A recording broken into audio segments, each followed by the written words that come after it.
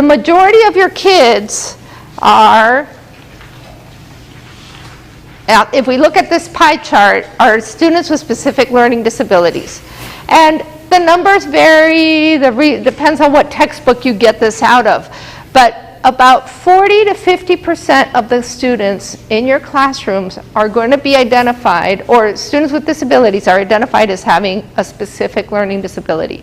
And when we talk about a learning disability, we talk about a specific learning disability because it could be in the area of reading, it could be in the area of math, it could be in writing, and the video we're going to watch is going to show you how many different areas of processing information.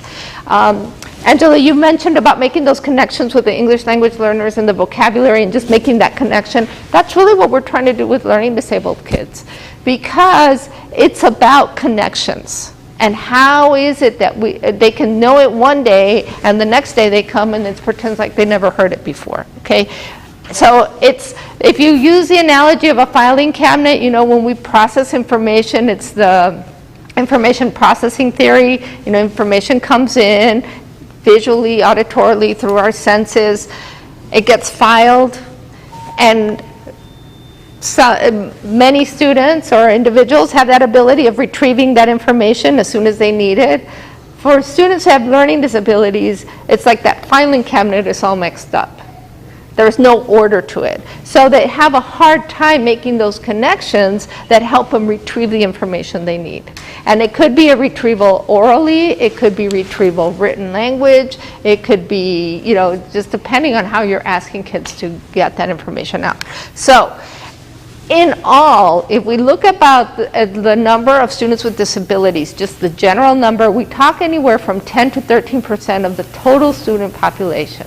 So if you had 10 kids, 3 of them are going to have some form of a disability. Chances are 1 of them for sure will have a learning disability, and then we're talking about all the other ones. We have speech and language impairments. Those, it's not just the child that stutters or might have had a cleft palate, or, you know, that there's something that's getting in the way of them producing the language, the speech. But a language disorder is the child who hears correctly, but is processing that information that doesn't get through to them. So like you say, okay, there's a student that I've told them 3 times to do something, and it's like it's not clicking. So keeping instructions short, using visuals, using manipulatives, any other way that they can express themselves. The interesting thing about speech and language disorder, or especially language disorders, this is not about a second language. It's not about learning another language. It's about understanding the language in their own language. So a child who really has a language processing disorder, we need to rule out that they really have that disorder in their home language first. And we have to do that with any disability.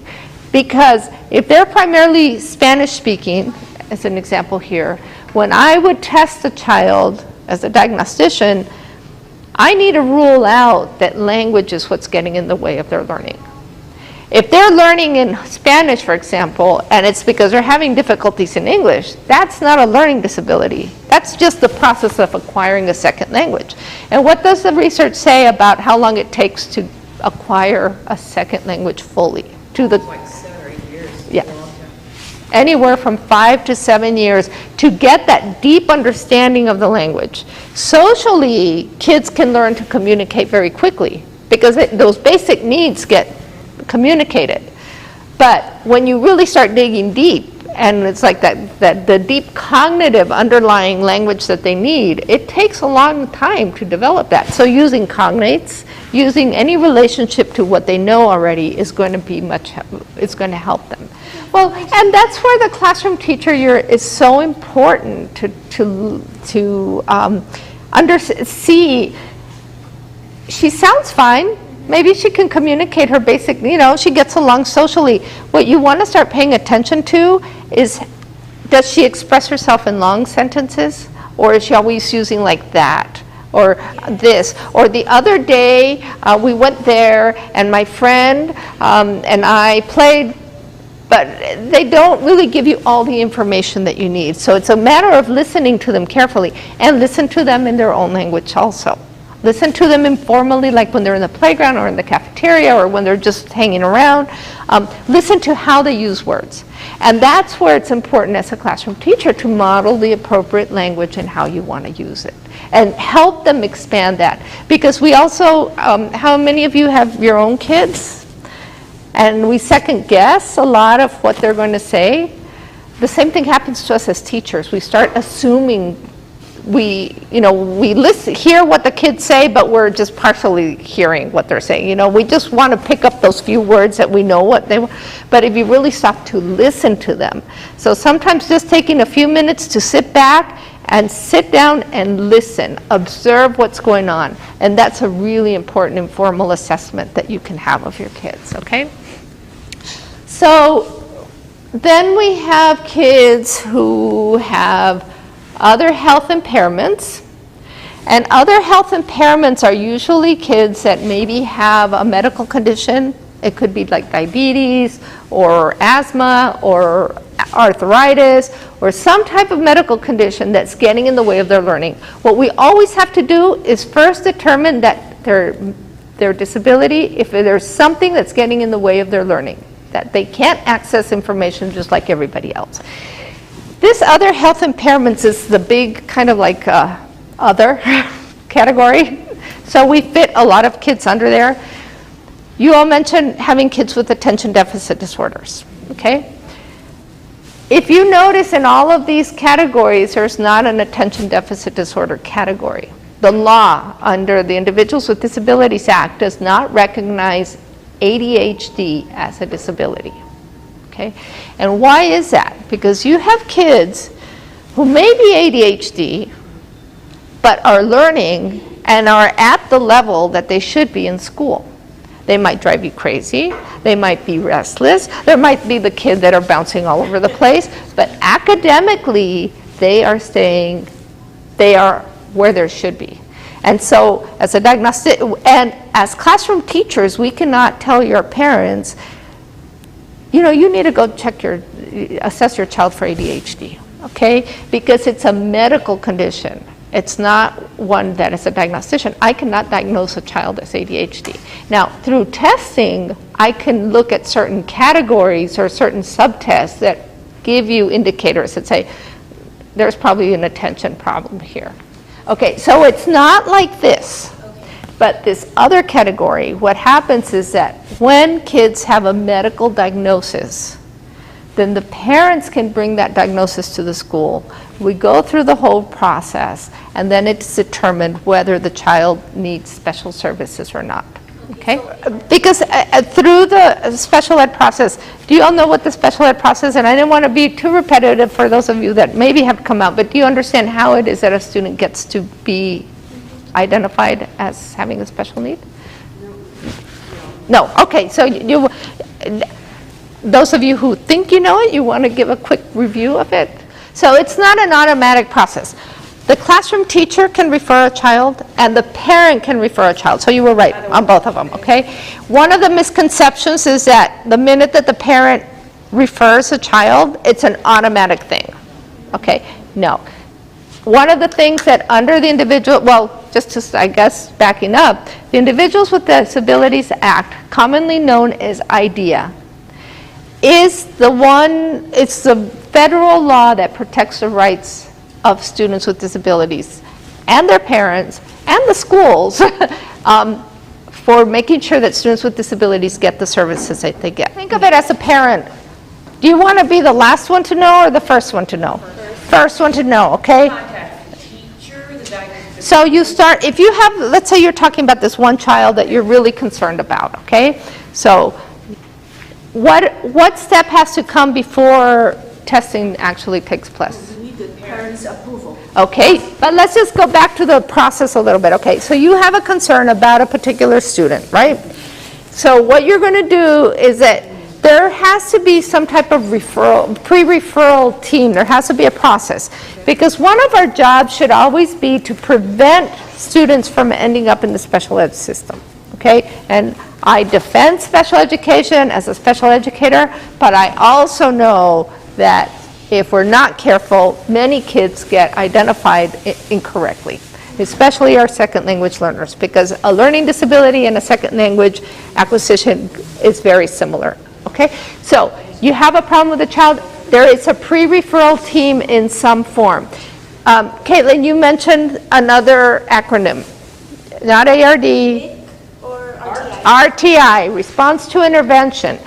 That's kind of the new, in the last 10 years, in El Paso in the last 5 years, RTI is what's come out in the research as response to intervention. Basically what we've said is that special education, the process for us evaluating the child and actually getting service for a child or identifying a child as having a learning disability or any other disability has taken a long time. And in that process, we basically wait for the child to fail before we get any attention at all, okay? Response to intervention is basically a way, it's a preventative model in saying, okay, we look at what we do for all kids first, and then if a child is not doing well, then we need to provide other interventions for them, and that's what they call like a tier 2 intervention. And you're going to hear tier 2 all over, but nobody really knows what tier 2 is. But basically it's saying we're really taking that child and we're documenting the interventions that we're doing. A lot of what's changed is the documentation part. Because as teachers, you all are already doing a lot of that. So Angela, if you started to say, well, look at what I did, the cognates, I did a flipped classroom, I've done all these research-based strategies, and this student is still not progressing. Everybody else is progressing, but this one is not. Okay, so that response to intervention is saying, but we're not letting the child fail. We're trying something. And here's our proof, exactly. The proof is in the pudding, right? Here's the proof.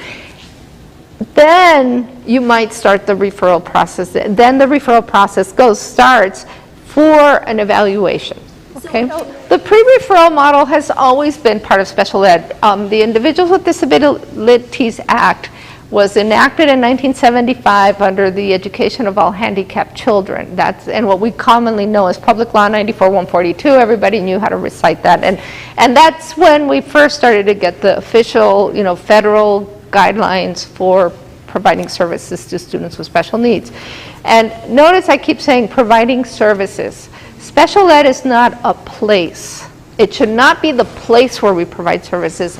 It's services that students who have a disability are entitled to receiving, okay? They have the right. And that's where inclusion comes in, okay? Inclusion is a term saying that if we're really here to meet the needs of all our kids, okay? Not just those with special needs, but those who are culturally diverse, who have, we can talk about acceptance of diverse religions, we can talk about sexual preferences, it doesn't matter. Inclusion is that we're here, we embrace diversity, and we're here to support all kids. Inclusion doesn't mean we just drop all the kids with special needs in the general classroom, though. And that's where the misconception comes in. Then that's where I say that I'm worried that special ed is kind of disappearing in the sense that under budget cuts, and this you can delete. This I did not say, no. Under the budget cuts, I think, and this it was reported in the literature around 1985 when we started to talk about the Regular Education Initiative. The IDEA and Public Law 94-142 have always talked about educating non-disabled students with their disabled peers. We've always discussed, it's always been there that the intent of special ed has always been to educate kids together. How we go about that is what's gone kind of crazy, because basically we created two systems of education. We created general ed and special ed. And those are your kids and these are my kids. And that's where the myth of I'm never going to have a student with a disability in my classroom. But what we're doing right now basically is we're cutting special ed teachers in the schools. We're putting them back in the general ed classroom. And that's when you have classrooms where you have the variety that you're talking about, Caitlin. And this is my personal thing. I don't think it's right. I don't think it's right that we're doing it unless you're going to have the supports so that a general ed teacher and a special ed teacher are constantly working together in the general classroom. But notice the difference. It's one thing, what can I do to help you? It's not, let's sit down and plan, and I'll be in the classroom from 10 to 11, and we will both be teaching the social studies unit. Well, they actually Right, they do, okay, as long as that's what, I mean, it's actually a planning time. It's not just, oh, here, let me step in and do this for 10 No, minutes they and, actually do co-teach.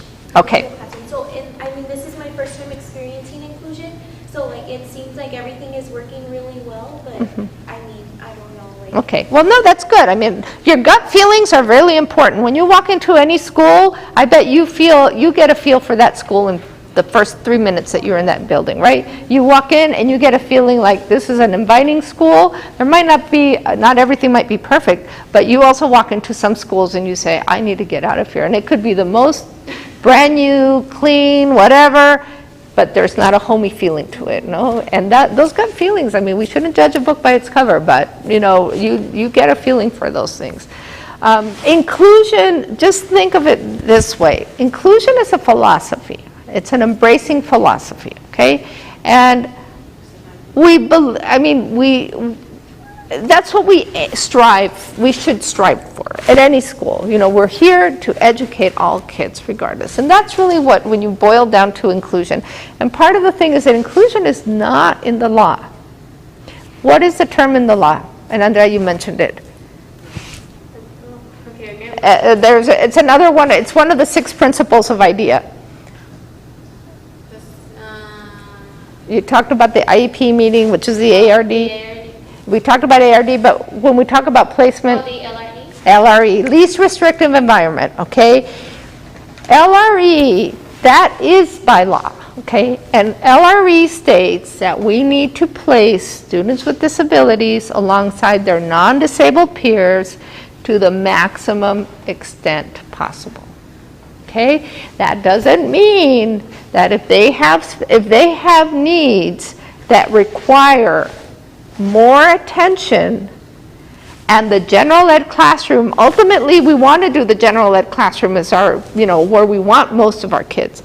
But if the general ed classroom is not the place where they're getting their needs met, then we need to have a continuum of services. That means that if they need to be in a contained room, contained in the sense of they need a room that doesn't have as much distractions, where they can, they need that focused attention, they need high structure, whatever, that least restrictive environment should be there.